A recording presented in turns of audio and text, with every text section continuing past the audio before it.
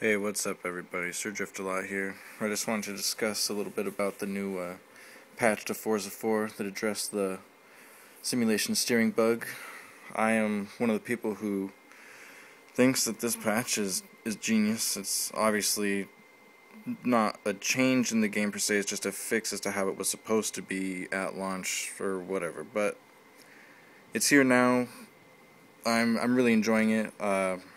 I just wanted to make a little video of me driving something, challenging fast, with no assist, obviously in simulation steering mode, on the Fanatec 900-degree steering wheel that I will be using on 900-degree sensitivity.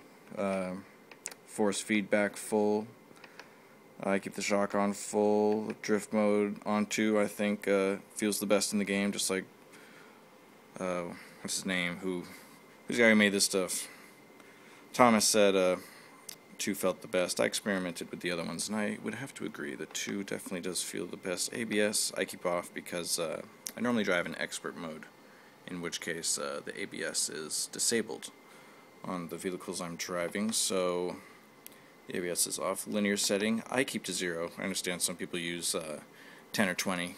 I could see where this would make sense for some of the older cars, where they're trying to simulate a wider steering ratio, like not gearbox, steering box, or steering rack or something.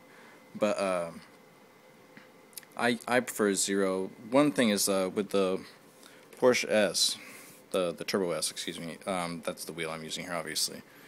The linear setting seems to leave not just obviously there's a small dead zone from the increased ratio it adds to the initial turn-in of the wheel, but also it seems to take away from the force feedback in that area as well, and that leaves a bit of a spot. If you're drifting or letting the wheel rotate through the corner, it'll stop and pause here for a second before the caster pulls the wheel through the rest of the direction of rotation there. So that kind of will trip me up. So I try to keep it on 0, and it won't hesitate in the middle, which is something that was a problem for a while. And that's something I think that also proves that there is a true 1-to-1 steering ratio here. Not proves more or less, but just, there was always that sluggish spot here in the center, and I feel as though that's been eliminated since the patch. Whether or not it's a true 1-to-1, obviously I don't know. I'm not saying anything proves anything, but that's just my personal opinion. Let's see, besides linear, obviously no dead zone. I prefer 0 dead zone. Spring I keep up to 3 because I feel as though it increases the force feedback, which I like. I like it as strong as possible. Like some of the other games, PC games seem to be able to get a really strong force feedback out of these wheels, and with the spring up on Forza, it's pretty similar to those. I play some Live for Speed in some of the games where the force feedback can be really strong, and yeah, this seems not quite as strong, but very similar. And I could be completely wrong about this even affecting the force feedback, but I'm pretty sure from me experimenting with it that it seems to be a little bit harder to, it just gets a little bit more of a shock and jolt in some of the rumble strips and other places, and I don't know, I could be wrong. But so anyways, here we go. I just wanted to set up a little bit as to my setup here. Setup. Allow myself to introduce myself. I just gotta set my camera here. It's a jar on a table, so bear with me while I do this. We're already 4 minutes in, and I haven't even done any driving. I don't even know if any of you are watching anymore, but maybe you skipped ahead to the driving. That's probably what I would have done. So let me get set up here. Oh man, this is always a nightmare. Yeah, I should probably invest in a little tripod. See, just that little bit needs to sit right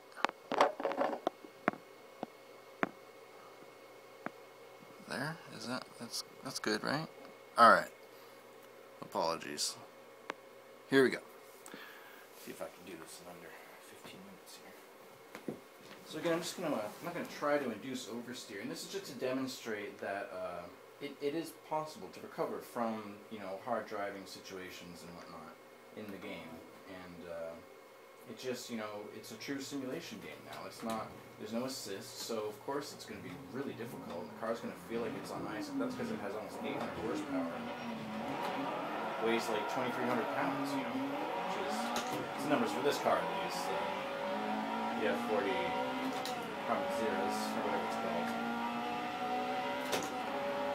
Again, I'm not going to try to induce oversteer, but I'm sure I'll get into some situations on the ring here and driving this car. It's definitely a handful. It's also the first car I've driven above A-class, and it's definitely a big jump up, being however many points it is in R2, 800 something. But yeah, it's definitely just shows. I mean, the game does a really good job of demonstrating the difference between high and low horsepower cars. You know, this car, if you drove this in real life, you wouldn't go hucking it into corners. You have to baby this thing, be smooth with it, you know, be patient with the throttle, ease into the throttle. Gotta also be easy coming off throttle, depending on how the car's set up. You know, weight distribution wise, you gotta be really smart about balancing the car and the throttle and everything as you're approaching and exiting corners.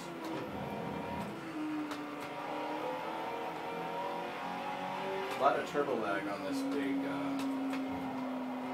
horsepower car too. This Ferrari F40.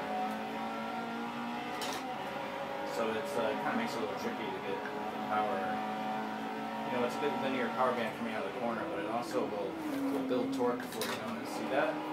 That could have gotten out of hand pretty quickly.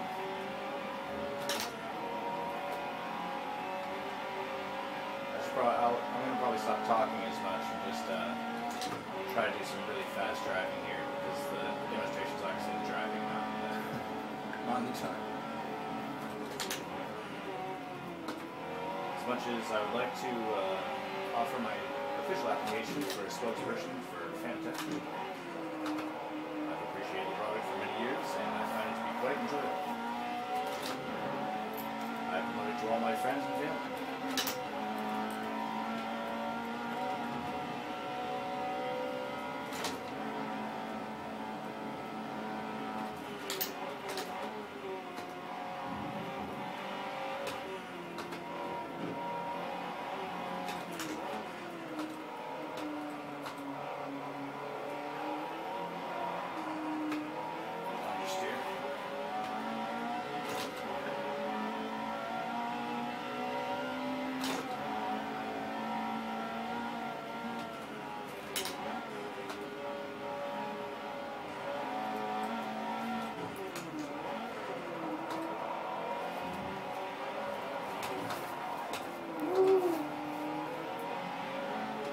Careful now.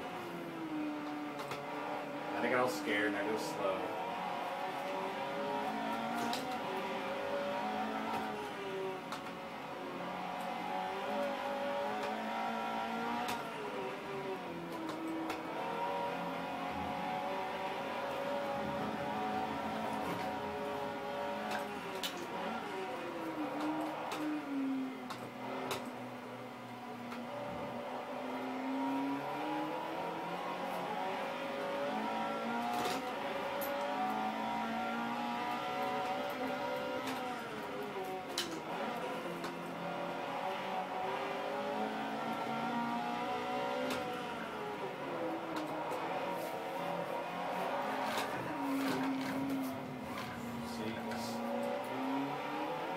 I was trying to get a little, I was getting a little greedy there.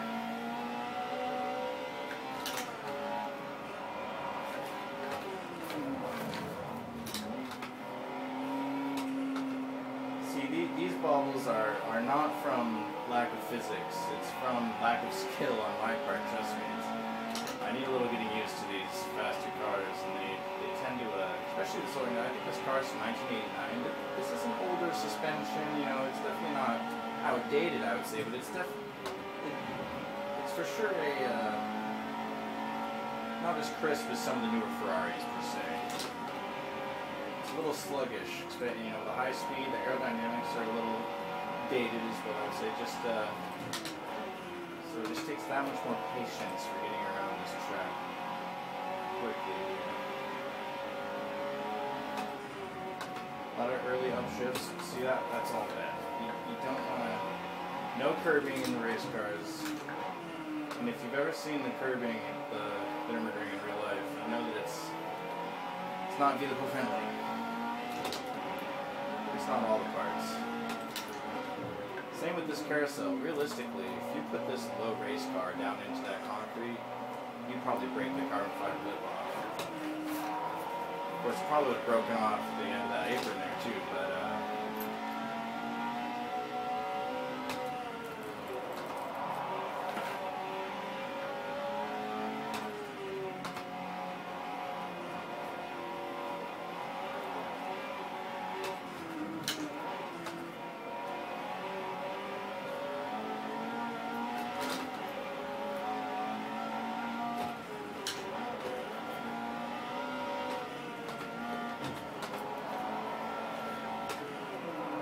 I turned in really late there. I was trying to set up and I hesitated.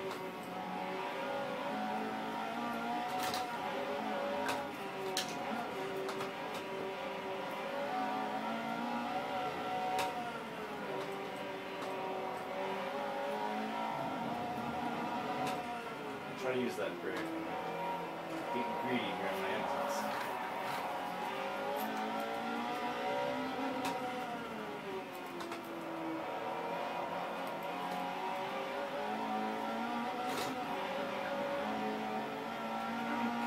So fast. There's very little places where I have the opportunity to really hold the throttle down all the way. There's a lot of patience in between these corners here. Now I'm back off throttle. I know it's very. I'll put this replay up on the storefront. If you guys want, look up my name, Neverex. Check out the replay. Watch the telemetry. Watch how often I'm full throttle. It's for slivers of a second between corners. In a small straightaway, here obviously I'm full throttle, but I'm instantly, early on the brakes. Lots of horsepower, and with that turbo lag, a lot of torque building up behind those rear wheels that you've got to be cautious of when you're hitting bumps. Going in and out of the corner, you got to be really careful how that torque's building up on those rear wheels, because it'll just snap oversteer on you really fast. Dipping a wheel, coming out of a corner, you got to really be predictive. Come off the throttle with like the right amount. Because if you leave all that torque built up in those tires and you hit that grass, it's going to break loose and you're going to come spinning out like a top. I don't know. I felt that probably wasn't the best demonstration. I had a few offs, but that shows, even with someone who feels as though the physics are right, I can at least admit that the problems are, and I'm not saying you guys can't be, I'm just meaning that there's problems here with the car on the track, and it's with me. It's not with the game. I think all the problems we had with my lap just there, me going off, having issues and stuff, were very much related to my driving, not a problem with the physics. But anyways, everyone's entitled to their own opinion. That's mine. Thank you, Turn 10, Dan G, Greenhold, and everyone else at Turn 10. I think you've done an amazing job. I've been waiting for a game like this for a long time, and yeah, it's finally here. So thanks again, guys, and thanks for watching. Look for my next video. Hopefully, I'll drive something a little bit more slower, like a stock, like, I don't know, some type of muscle car, and I'll try to drift it around to give you guys an idea of something like that too. Something not on the ring either. I'll go to like a lower speed track. But yeah, enough babbling. You guys get to the racetrack. I'll see you later.